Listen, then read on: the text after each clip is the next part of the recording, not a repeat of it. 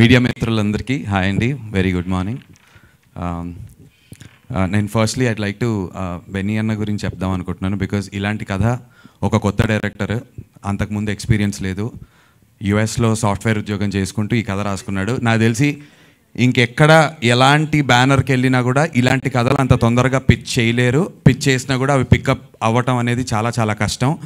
But back to back colour photo, Bedurulanka and now దండోరా ఇలాంటి ప్రాజెక్ట్స్ని back చేసినటువంటి బెన్నీ అన్న, really hats off and thank you for doing such great films.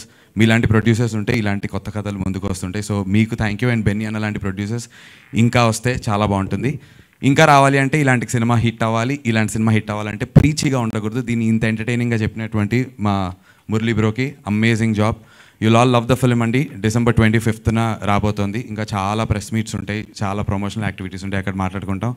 నాకు చాలా ఇష్టమైనటువంటి ఇద్దరు యాక్టర్స్తో వర్క్ చేయడం కుదిరింది, శివాజీ అన్న అండ్ మా నవదీప్ బ్రోతో.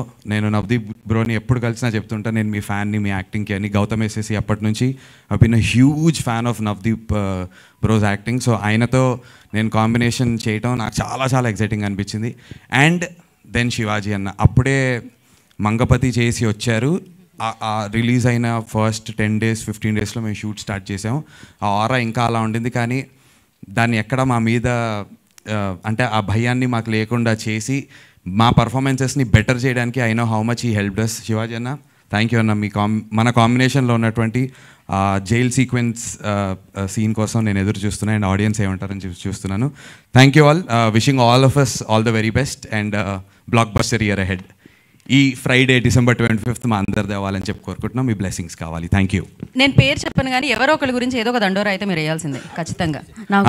గీతా భగత్ గారు దండోరా వెయ్యాలి అని చెప్తున్నారు. కాబట్టి గీతా భగత్ గారు, మీ ఆవిడ పేరు గీత, నా పేరు గీత. అమ్మో అదే ఆ దండోరా అది ఇంకో రకంగా అలాంటి దండోరా వేస్తే ఇంకేదో అయిపోద్ది. సో థ్యాంక్ యూ నందు గారు.